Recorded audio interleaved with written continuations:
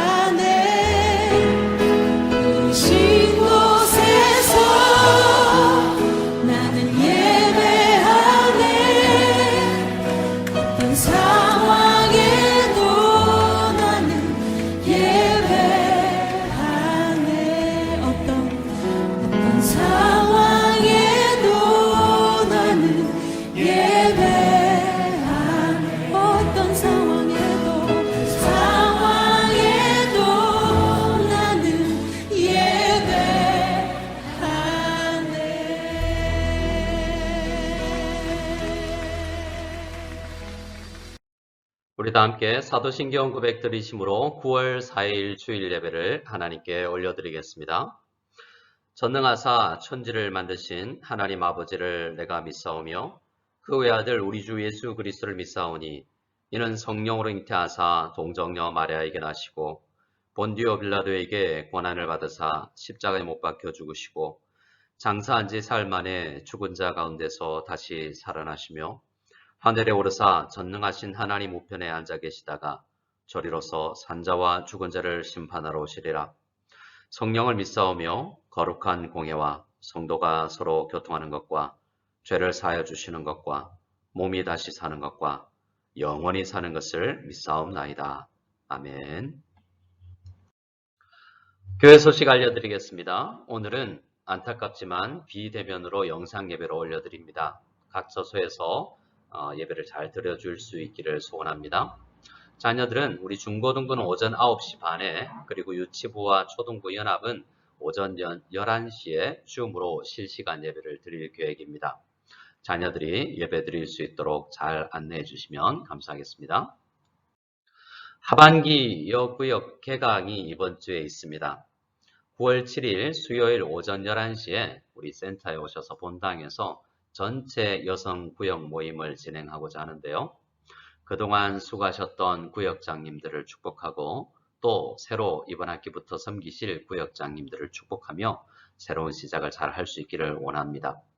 새로운 구역과 구역장님들이 함께 만나는 상견례 시간도 될 텐데 모든 여성도님들 참여하여 주시기 바랍니다. 하반기 훈련 양육생을 모집 중에 있습니다. 교회 오셔서 신청서를 작성해 주시고 헌금함에 넣어 주시거나 아니면 우리 구역장님들을 통하여서 혹은 저와 또 오지훈 선생님을 통하여서 문의해 주시고 신청해 주시면 감사하겠습니다. 학습 입교 유아 세례 교육 신청도 받고 있습니다. 9월 11일 모집 마감을 할 계획이니 차질이 없도록 잘 신청해 주시면 감사하겠습니다. 초등부 성경 캠프가 9월 24일, 25일 이틀 동안 진행될 예정입니다. 좋은 날씨와 장소를 허락하여 달라고 또 도울 수 있는 많은 손길들을 붙여달라고 기도해 주시기 바랍니다. 초등부에 문의하셔서 어떤 일을 도울 수 있는지 문의해 주시면 감사하겠습니다. 우리 드린 헌금을 위해서 함께 축복하며 주님 앞에 봉헌기도 올려드리겠습니다. 하나님 아버지 감사합니다. 모든 일로 인하여서 하나님 앞에 범사에 감사할 수 있는 저희들 되게 해 주시옵소서. 자녀들의 입시와 대학 진학을 놓고 감사하는 성도가 있습니다. 또한 날마다 발걸음을 인도하여 주시는 여호와 하나님을 찬양하며 올려드리는 귀한 손길이 있습니다. 또 가정 가운데 자녀를 통하여서 손주를 보게 하여서 감사하며 또한 순산할 수 있는 은혜를 주실 것을 믿고 주님 앞에 올려드리는 귀한 손길이 있습니다. 주님께서 생일 맞게 해주셔서 감사하며 또 무석 땅에서 경험한 은혜와 주신 그 하나님의 놀라운 은총을 생각하며 이국 땅에서 무석연합교회가 생각나 송금하여서 물질을 보내온 귀한 성도님들도 있습니다. 주님께서 은혜 다하여 주셔서 모든 예배자마다 모든 헌금을 드리는 손길들마다 축복하여 주셔서 이 물질을 통하여서 우리의 헌신과 고백을 통하여서 하나님의 나라가 확장되어 나갈 수 있는 귀한 은혜가 있게 하여 주시옵소서. 주님께서 이 모든 예물을 흠량하여 주실 줄 믿사오며 우리 구주 예수 그리스도의 이름으로 기도드리옵나이다. 아멘.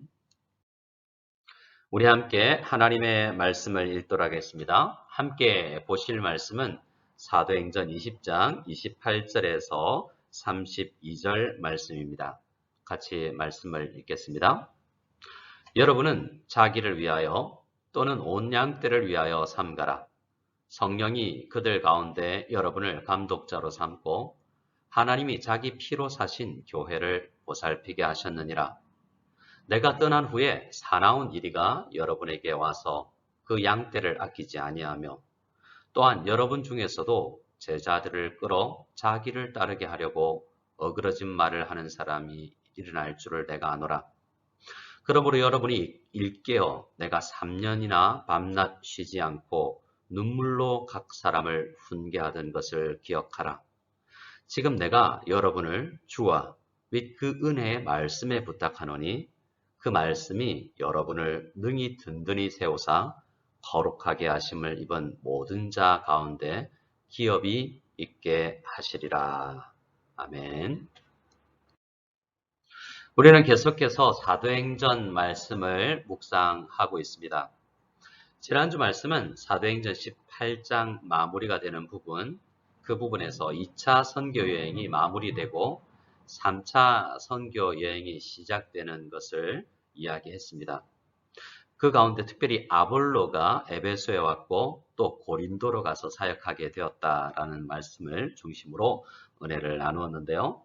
오늘은 3차 전도 여행을 중심으로 말씀을 나눌까 합니다. 먼저 사도행전 18장 말씀 2차 선교 여행이 마무리되는 것을 먼저 생각해 보도록 하겠습니다. 사도행전 18장 20절 말씀에 보면 에베소에 사도 바울이 사역을 했을 때 에베소 교회 성도님들이 머물러 달라고 요청을 했었죠. 하지만 사도 바울은 다른 뜻이 있어서 떠나야 됐습니다. 그래서 21절에 이렇게 이야기를 하고 에베소를 떠나죠. 만일 하나님의 뜻이면 너희에게 돌아오리라 라고 말입니다. 이렇게 사도 바울은 에베소를 떠나 이스라엘 땅으로 와서 안디옥 파송교회로 돌아가는 것을 볼 수 있습니다. 사도행전 18장 22절에서 23절 말씀이 그 내용인데요. 다시 2차 선교 여행을 파송했던 안디옥 교회로 돌아왔다가 다시 3차 선교 여행을 시작한다라는 내용입니다. 그리고 사도행전 19장 말씀을 보면 아볼로는 에베소를 떠나서 고린도에 가서 사역을 하고 바울은 다시 3차 선교 여행을 시작하여서 윗지방 갈라디아와 부르기아 지역으로 다녀가서 에베소에 이르렀다라는 말씀으로 시작합니다. 그래서 사도행전 19장은 에베소 사역에 대한 내용인데요. 오늘은 그 내용이 아니라 에베소 사역을 마무리하는 시점에 대한 이야기부터 시작하려고 합니다.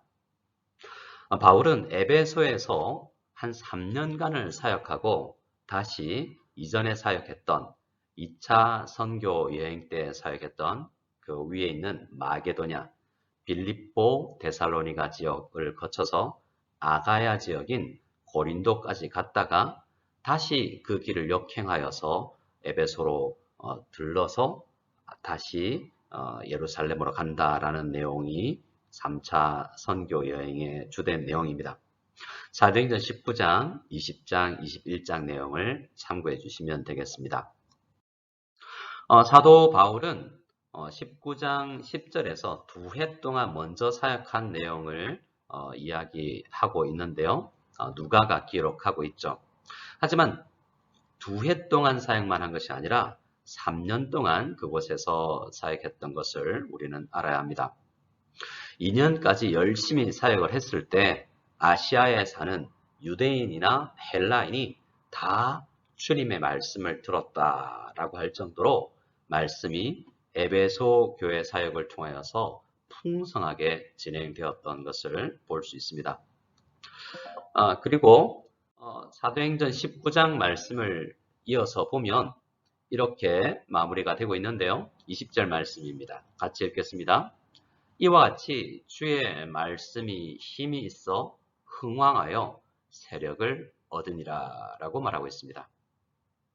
사도행전을 보면 이렇게 하나님의 말씀이 흥왕하다. 사람이 늘어나는 것보다 하나님의 말씀이 이렇게 역사하고 있다라는 것으로 각 마디를 마감하고 있는 모습을 보게 됩니다. 에베소에서도 하나님의 말씀이 힘이 있어서 놀라운 능력을 발휘했던 것입니다. 자기 자신의 열심과 사람들의 어떤 잘남을 이야기하는 것이 아니라 이 모든 은혜가 말씀으로부터 왔다라는 것을 고백하고 있는 것이죠.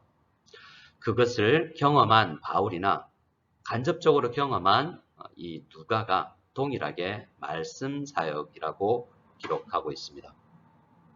그리고 21절 말씀에 보면 에베소 사역을 마무리할 시점에 사도 바울은 마게도냐와 아가야를 거쳐서 예루살렘에 가기로 작정하였습니다. 그뿐만 아니라 앞으로 더 멀리 있는 곳, 땅끝으로 가기 위해서 로마에도 가보아야 되겠다라고 사도 바울은 결단하게 됩니다. 그래서 에베소 사역을 마무리하게 된다라는 내용이 사도행전 19장에 있습니다. 3년간의 귀한 사역이 그렇게 마무리가 된 것입니다.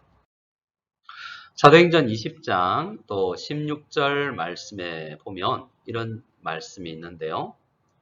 예루살렘에 가려고 급히 서둘렀기 때문에 그 노정 속에서 에베소에 들리고 싶었지만 에베소에 온전히 가지는 못하고 사도 바울이 밀레도라는 곳에 있었습니다. 밀레도에서 배를 타고 이동할 계획이었기 때문에 어쩐 일인지 사도 바울은 에베소로 직접 가지 못하고 에베소에 있는 장로님들을 초청하여서 밀레도에서 만나자라고 서신을 보낸 것입니다. 그래서 에베소 교회 장로님들과 사도 바울이 밀레도에서 만나는 이야기가 사도행전 20장 이하의 내용에 기록되어 있습니다. 오늘 본문의 말씀은 이 부분을 중심으로 할 것입니다. 사도행전 20장 22절 말씀에 보면 사도 바울이 이렇게 고백합니다. 보라, 이제 나는 성령에 매여 예루살렘으로 가는데 거기서 무슨 일을 만날는지 당할는지 알지 못하노라 라고 이야기를 합니다.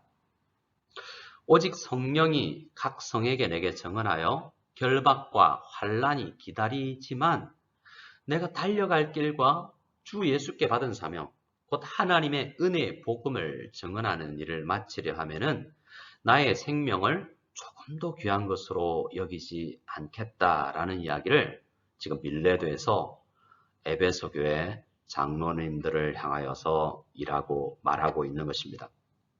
마지막 설교를 지금 이야기하고 있는 것이죠. 지금 사도 바울은 밀레도에서 에베소 교회 장로님들과 헤어지고 나면 다시 얼굴을 보고 만날 수 없음을 직감하고 이렇게 마지막 설교를 하고 있는 것입니다. 사도 바울은 때로는 도망하다시피 어떤 장소를 떠나게 됐었는데요. 지금 사도 바울은 예루살렘으로 가면 잡히고 더 큰 고난을 받고 혹은 죽을 수도 있겠다라는 생각을 하고 있지만 많은 사람들이 조언으로서 예루살렘으로 가지 말라라고 하지만 말씀에 사로잡혀서 이제는 가야 한다라고 생각하고 그것을 에베소 교회 장로님들에게 이야기해 주고 있는 것입니다. 이렇게 말씀이 우리를 사로잡으면 어떤 고난과 어떤 어려움이 있어도 그 가운데로 돌진하여 걸어가야 된다는 것을 사도 바울은 몸소 보여주고 있는 것입니다. 그리고 이어서 에베소 교회 장로님들에게 이렇게 이야기하는데요. 그 핵심은 교회가 있습니다. 사도 바울은 3년 동안 정성스럽게 개척하고 성장시켰던 에베소 교회를 생각하면서 마음이 아팠습니다.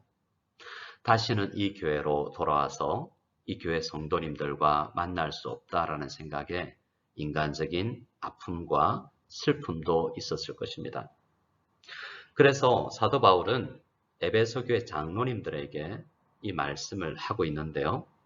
그 가운데는 그 바울의 설교를 하고 있는 바울의 마음 가운데는 깊이 그 교회가 들어 있습니다. 교회를 지켜달라는 어떻게 하면 교회가 지켜질 수 있을까라는 고민 가운데서 하나님께서 깨닫게 하신 진리를 나누는 것이죠. 이렇게 이야기합니다. 28절 말씀을 같이 한 목소리로 읽어보겠습니다. 여러분은 자기를 위하여 또는 온 양떼를 위하여 삼가라. 성령이 그들 가운데 여러분을 감독자로 삼고 하나님이 자기 피로 사신 교회를 보살피게 하셨느니라 라고 말하고 있습니다.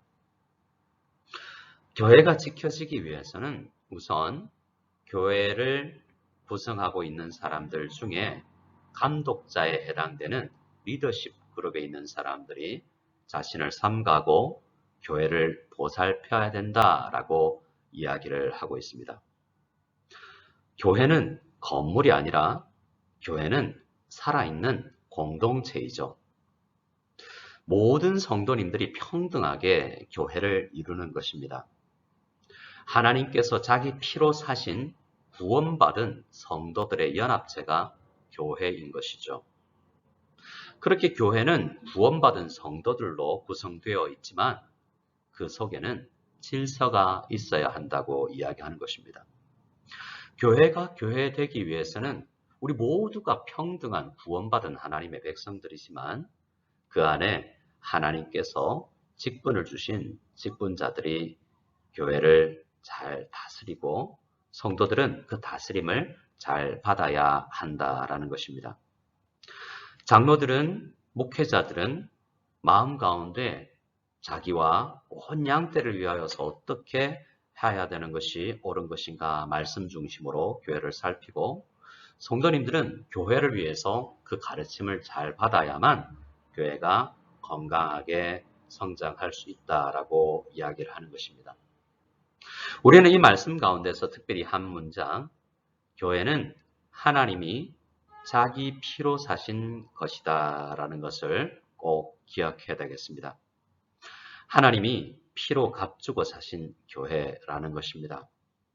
그래서 우리는 교회를 함부로 폄하하거나 교회를 함부로 평가해서는 아니 되고 참으로 귀한 공동체다라는 것을 먼저 마음에 품어야 할 것입니다. 그리고 29절에 이어서 사도 바울은 이렇게 이야기를 하는데요. 사도 바울이 떠난 후에 우리 에베소 교회 안에는 사나운 이리와 같은 교회를 어렵게 하는 사람들이 들어와서 교회 성도들을, 양떼들을 아끼지 아니하고 깨어버리는 것을 경험하게 될 것이다 라고 이야기합니다. 축복의 말씀을 해줘야 좋을 텐데 내가 떠나고 나면 교회 가운데 사나운 이리 같은 사람들이 올 것이다 라고 이야기하는 것이 한면으로는 잘 이해가 되지 않습니다. 또 이렇게 이야기하죠. 30절 말씀에 보면 너희들 중에서도, 에베소 교회 장로님들 중에서도 말씀에서 떠나서 자기를 따르게 하려고 성도들을 자기 제자로 삼아서 자기의 교회를 삼고자 하는 욕심에 어그러진 말을 하는 사람들도 생겨나게 될 것이다 라고 이야기를 하고 있습니다. 이 이야기는 비단 에베소 교회를 향한 문제만이 아니라 우리 모든 교회들에게 있는 문제인 것입니다. 교회를 싫어하는 사단이 교회를 가만히 두지 않는다는 것입니다. 그리고 우리도 연약하여서 언제나 말씀을 떠나면 교회를 섬겼던 사람이, 교회를 세우고 교회를 살찌게 했던 사람이 교회를 무너뜨리고 교회를 분란을 일으키게 하는 존재로 전락하게 될 수도 있다라는 것을 우리는 이 말씀을 통해서 볼 수 있습니다. 그러면 어떻게 해야 될까요?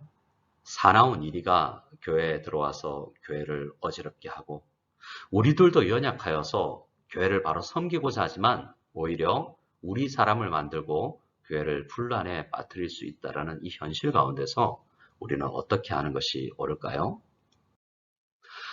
사도행전 20장 32절 말씀에 그에 대한 이야기가, 결론이 나와 있습니다. 우리 32절 말씀도 같이 읽겠습니다.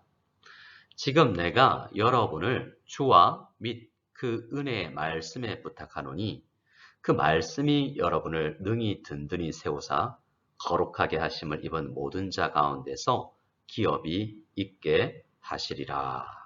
아멘.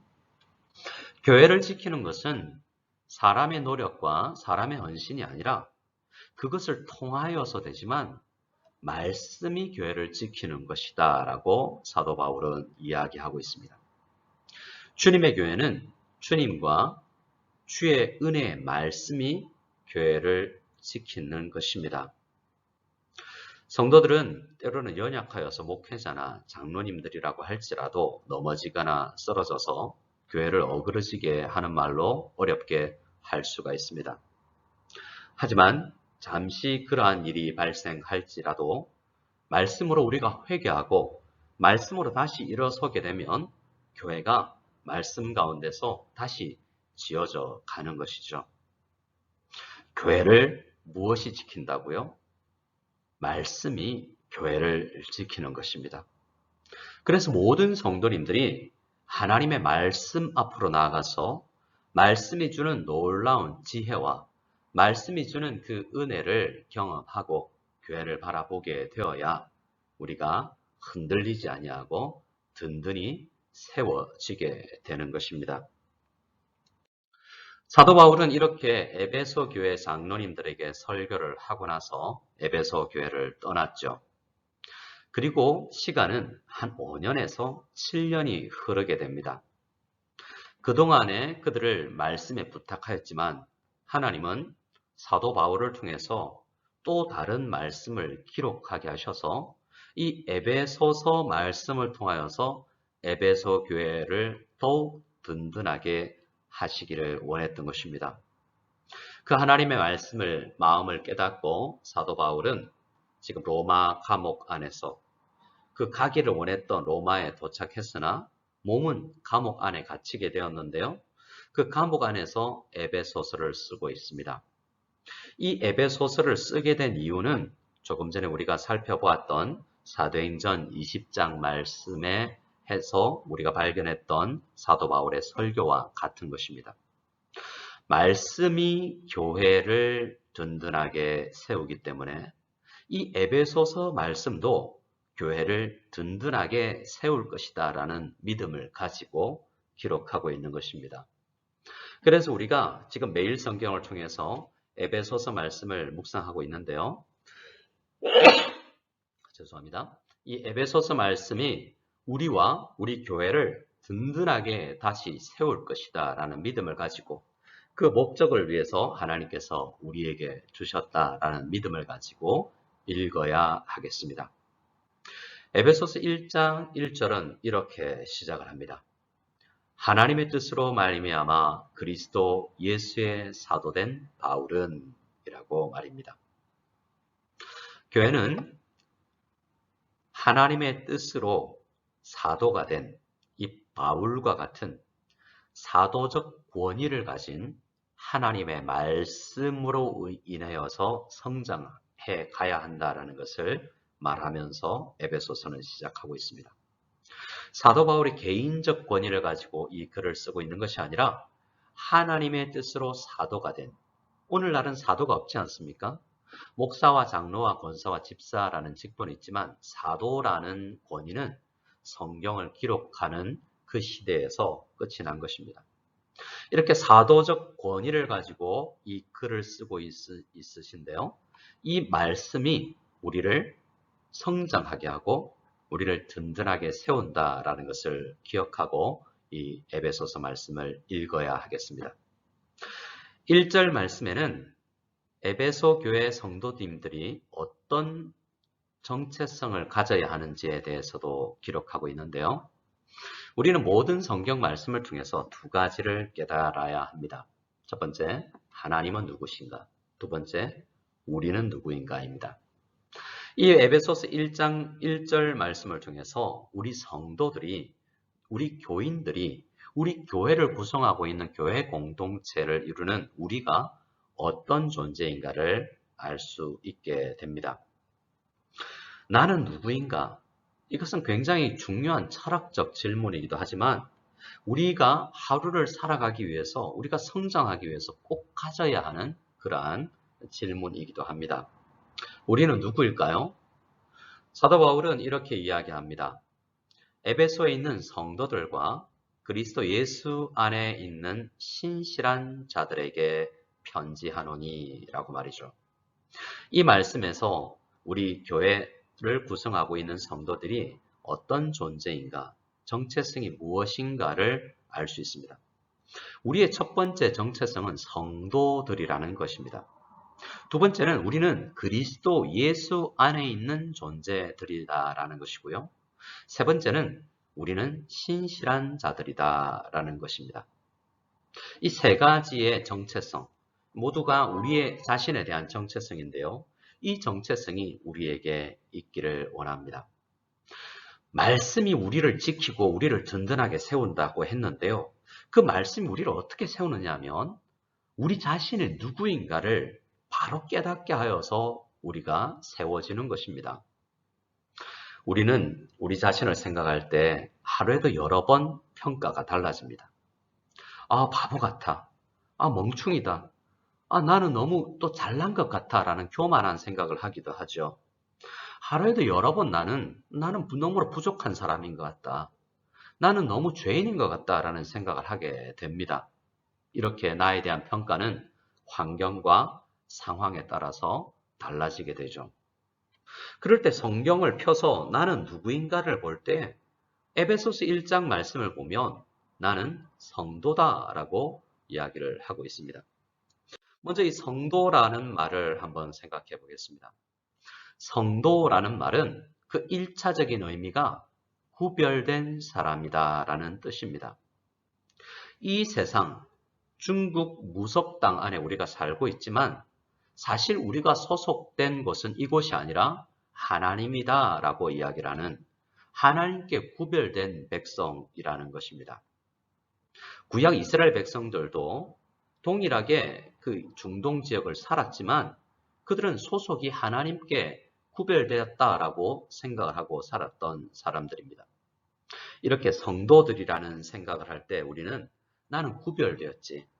나는 하나님께서 부르셔서 이 땅을 살지만 특별한 일에, 예배드리는 일에, 하나님 나라의 일에 구별된 사람이다 라는 생각을 하여야 하는 것입니다. 우리가 이렇게 구별된 성도가 되기 위해서는 예수 그리스도의 피로 말미암아 정결하게 되어지는 과정이 필요했는데요. 지금 사도 바울은 에베소서 1장 3절 이하에서 우리가 어떻게 성도가 되었는가를 이야기하고 있습니다. 여러분은 성도이신 것 같습니까? 성도라고 하면 영어로 saint, 또 산타라고 이야기를 하는 그 단어 아닙니까? 산타 바바라, 산타 모니카, 산타 크로스 할 때 그 산타요. 세인트 어거스틴이라고 할 때 그 산타가 우리라는 것입니다. 세인트 영현, 세인트 누구누구라고 이름을 붙일 수 있다라는 것이죠. 우리가 어떤 거짓말을 하지 않거나 도덕적이라고 해서 구별된 것이 아니라 하나님께서 우리를 피로 값주고 사셨기 때문에 우리는 구별된 사람이라는 것입니다. 구별됨이 나에게 있는 어떤 현상이 아니라 하나님께서 나를 피로 값주고 불러내어서 교회로 불러내신 그런 존재라는 생각에서 우리는 성도다, 구별된 사람들이다 라는 생각을 하여야 되겠습니다. 에베소 교회 성도님들도 우리도 이렇게 하나님께서 불러서 교회로 불러 모으신 구별된 성도라는 사실을 꼭 기억해야 되겠습니다. 두 번째, 우리는 그리스도 예수 안에 있는 존재다라는 것을 생각해야 되겠습니다. 우리가 그리스도 예수 안에 있다라는 말은 그리스도와 한 몸을 이루었다라는 말로도 이야기할 수 있겠습니다. 다른 말로 예수께 연합되었다라고도 표현하죠. 우리가 그리스도의 일부라는 것입니다. 우리가 고린도 말씀이나 로마서 말씀을 통해서도 우리가 그리스도의 몸이라는 사실을 확인할 수 있는데요. 여러분, 우리가 예수님의 몸이라는 것입니다. 놀라운 사실 아닙니까? 나는 너무나 지저분한데, 내 생각은 너무나 악한데, 나는 어제도 잘못을 저질렀는데, 오늘도 흔들리고 있는데, 우리는 여전히 그리스도 예수와 연합되어 있는 예수 안에 있는 존재라는 것입니다. 우리는 그리스도의 몸이기 때문에 우리는 완전합니다. 우리가 어떻다고요? 우리는 완전합니다. 이렇게 한번 생각해 보시기 바랍니다. 본인에게 동의를 구하지 않고 실명을 거론해서 죄송합니다만 오늘 우리 교회에 가장 나이가 어린 사람이 있다면, 성도가 있다면 전사랑일 것입니다. 이 땅에 태어난 지 이제 3개월 갓 지났는데요. 어떻습니까? 이 어린 아이 사랑이도 온전한 존재입니다. 사람 아닙니까? 그러나 아직 어리지요. 이 개념을 우리는 가져야 합니다. 우리는 그리스도에게 속하여서 예수 안에 있기 때문에 우리도 완전한 그리스도를 이루고 있는 그리스도의 몸입니다. 하지만 이 땅에서 자라나야 하죠. 우리를 자라나게 하기 위해서 하나님께서는 이 땅의 시 공간 속에 우리를 두셨습니다. 우리는 아직 이미 완전하지만 자라나서 아주 완전한 자리까지 나아가야 되는 그런 존재다라는 것을 생각해야 합니다. 우리는 굉장히 연약해 보이지만 성경을 보면 우리는 그리스도의 몸의 일부다라고 이야기를 하고 있는 것입니다. 우리 자신을 생각할 때, 우리 다른 성도님들을 볼 때 그리스도의 몸을 이룬 완전한 주님의 백성이다라는 그런 시각으로 우리 자신을 보고 우리를 서로를 바라보아야 되겠습니다. 세 번째, 그리스도 예수 안에 있는 신실한 자들에게라고 이야기를 하고 있습니다. 성도들은 첫 번째 성도, 구별된 자이고요. 두 번째 그리스도 예수 안에 있는 예수와 한 몸을 이룬 존재들이고요. 세 번째 신실한 자들입니다. 이 신실하다라는 표현도 오해가 있을 수 있습니다. 나는 신실한 것 같지 않은데 라는 생각을 할 수 있지 않습니까? 근데 여기 신실하다라는 것은 다른 말로 믿음을 가진 존재라는 뜻입니다. 이 신실하다라는 말은 믿는 자라는 뜻으로 해석해야 더 바른 번역이기도 합니다. 예수님은 요한복음 20장 27절에서 의심 많은 도마에게 이렇게 말씀을 해주셨습니다. 도마에게 이르시되 내 손가락을 이리 내밀어 내 손을 보고 내 손을 내밀어 내 옆구리에 넣어보라. 그리하여 믿음 없는 자가 되지 말고 믿는 자가 되라 라고 이야기합니다. 여기서 예수님께서 의심 많은 도마에게 하신 말씀, 믿는 자가 되라 라는 말씀이 오늘 신실한 자라는 말과 동일한 말입니다. 성경은 우리를 멋진 사람, 선한 사람, 거짓말하지 않는 사람으로 이야기하지 않습니다. 우리는 멋지지 않고 우리는 부족하고 우리는 선하지 않지만 우리는 믿는 사람들이라는 것입니다. 도마도 의심하는 채로 믿었습니다. 믿기는 믿지만 아직 연약한 믿음이죠. 주님께서 믿는 자가 되라 라는 이야기는 많이 흔들리지 말고 그 믿음 가운데서 든든히 자라가라 라고 이야기를 하신 것입니다. 믿음에 충성된 사람이 되고 믿음을 변호할 수 있는 사람, 사도 바울과 같이 믿음을 변호하는 사람들로 자라가라 라는 이야기입니다. 그러나 우리는 여전히 신실한 믿는 자라는 사실을 믿으시기 바랍니다. 우리는 아직 완전히 충성되거나 우리는 온전히 믿음을 변호하는 정도로 성장하지는 않았을지는 모르지만 여전히 우리는 믿는 사람들이라는 것입니다. 우리는 우리의 이 신분의식을 가져야만 성장할 수 있습니다. 우리는 누구입니까? 첫째, 우리는 성도들입니다. 구별되었죠? 두 번째, 우리는요, 그리스도 예수 안에 있습니다. 예수님이 한 몸을 이루었습니다. 세 번째는요, 우리는 신실합니다. 우리는 믿는 자들입니다. 이렇게 말씀이 우리의 존재를 우리가 어떤 그러한 정체성을 가져야 하는지를 가르쳐 주시는 것입니다. 이 정체성을 바로 가질 때 우리는 든든히 세워질 수 있는 것이죠. 에베소서 1장 2절을 보면 이렇게 이야기하는데요. 이렇게 신분의식이 바로 서 있는 사람이 누릴 수 있는 축복에 대해서 이야기합니다. 무엇을 누릴 수 있습니까? 하나님 우리 아버지와 주 예수 그리스도로부터 오는 은혜와 평강을 누릴 수 있는 혜택을 가지는 것입니다. 바른 믿음으로, 바른 말씀으로, 바른 정체성을 가진 성도들이 은혜를 누리게 되는 것입니다. 이 은혜는 받을 능력이 없는 자들에게 베푸시는 하나님의 신실한 풍성한 사랑을 이야기하는데요.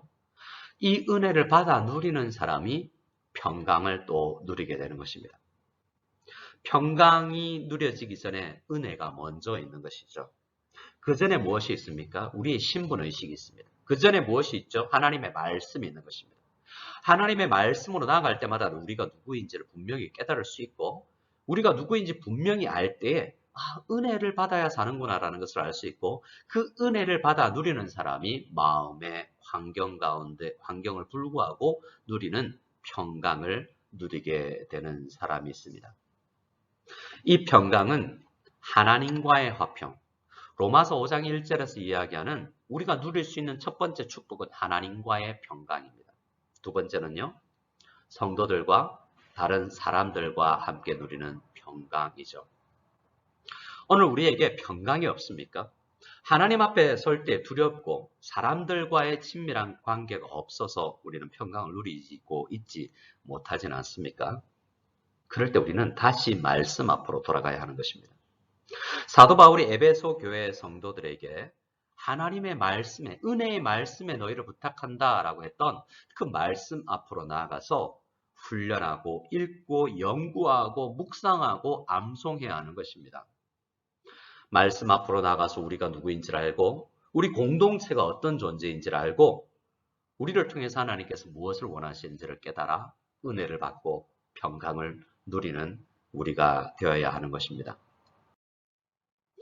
에베소서 1장 18절 이하에서는 사도 바울이 이 마음을 품고 기도하고 있습니다.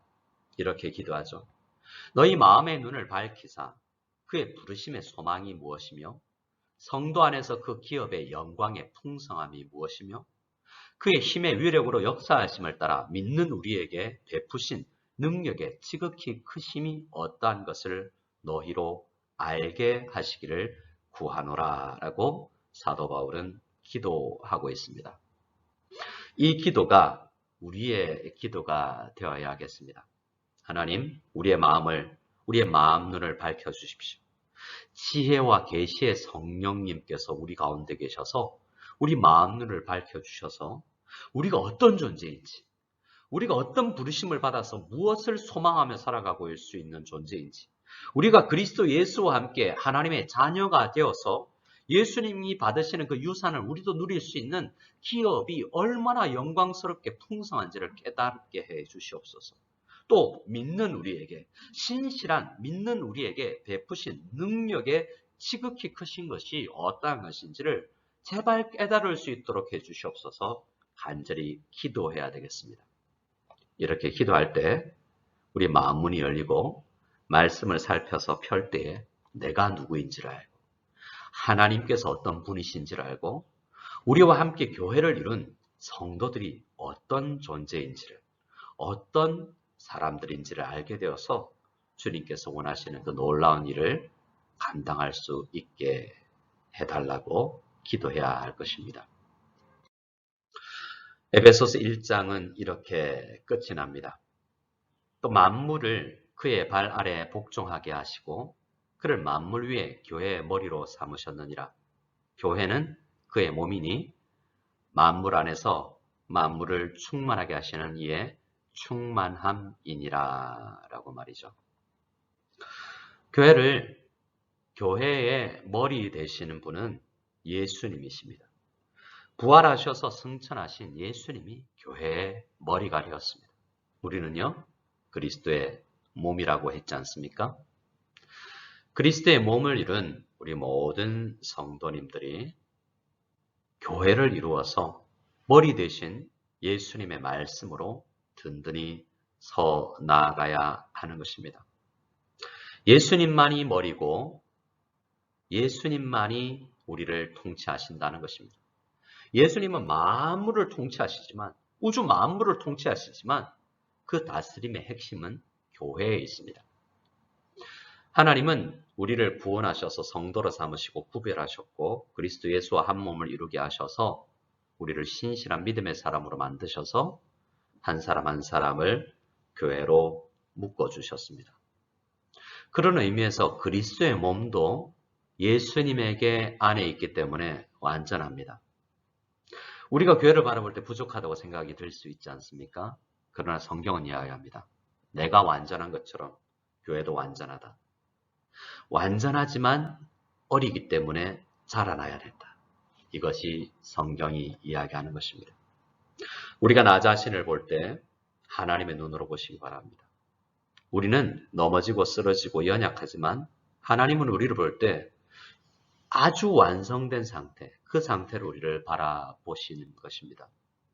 우리가 우리 성도들을 바라볼 때도 우리는 완전한 그리스도의 몸을 이룬 공동체이고 또 그러나 우리는 이 땅에서 자라나야 하는 공동체다라는 것을 생각하면서 하나님 나도 자라나고 우리 교회도 자라나게 도와주시옵소서 기도하는 우리가 다 될 수 있기를 소원합니다. 어떻게 우리가 자라날 수 있겠습니까? 다시 우리 사도행전 20장 말씀으로 가서 말씀을 마무리하겠습니다.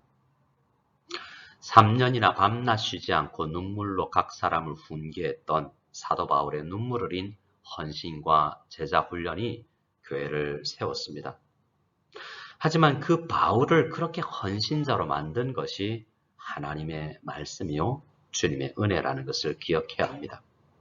그래서 사도 바울은 32절에 내 훈련이 교회를 세운다라고 하지 않고 내 훈련 뒤에 있는 하나님의 말씀이 우리를 세운다라고 말하고 있는 것입니다. 사도 바울은 교회를 그 은혜의 말씀에 부탁하고 있습니다. 우리 무성연합교회도 그 말씀 안에 머물러야 하겠습니다. 우리는 이미 제자입니다. 이미 제자이기 때문에 자라나는 것입니다. 자라나서 제자가 되는 것이 아니라고 말씀드렸죠. 우리는 이미 성도들입니다. 성도이기 때문에 자라나야 하는 것입니다. 완전하다고 자라난 것을 멈추어서는 아니 되는 것입니다. 그래서 오늘 말씀을 마무리하면서 우리 성도님들에게 권합니다. 제자훈련을 수료를 하셨습니까? 다른 성경 공부 과정을 통과하셨습니까? 또 하셔야 됩니다. 또 다른 과정 속에서 매일 성경을 묵상하며 새벽 기도나 기도의 시간을 가지며 말씀을 연구하며 어떤 양육 과정에서 우리가 속하여서 자라나야 하는 것입니다. 제자 훈련을 할까 말까 갈등하고 계시는 분 계시죠? 저에게 연락하셔서 어떤 과정인지 한 번 더 문의해 주시고 함께 상담하면서 우리 말씀 앞에서 함께 자라날 수 있는 이 한 해가, 이 한 학기가 다 될 수 있기를 소원합니다. 은혜의 말씀이 우리를 자라나게 하신다라는 것을 생각하고 은혜의 말씀에 우리 모든 성도님들을 부탁하며 기도드립니다. 모두 다 말씀 안에서 한 주간 안에도 자라나는 우리 모두가 될 수 있기를 소원합니다. 함께 축도드리며 예배를 폐하겠습니다. 이제는 우리 주 예수 그리스도의 한이 없는 은혜와 하나님의 사랑과 성령의 교통하심이 말씀을 듣고 말씀에 교회를 부탁하신 사도 바울의 그 마음을 깨달아 말씀 안에 머물러야 되겠다고 생각하고 말씀으로 내가 누구인지를 깨닫고 교회가 어떤 공동체인지를 깨닫기를 간절히 원하는 모든 무성연합교회 성도들 머리 위에 지금으로부터 영원까지 함께 계실지어다. 아멘.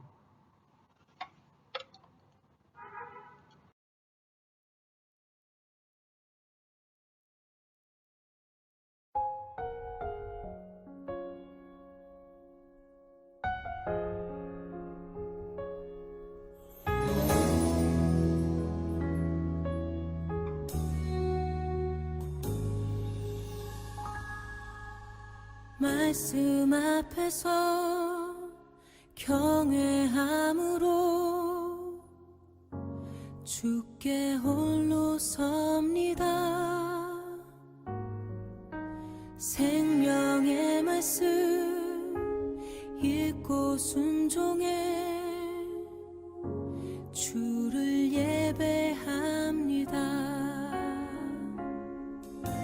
기록된 말씀 힘이 있어서 진리로 우리 거룩해 하며 거룩한 말씀 세세 영원히 복음이 되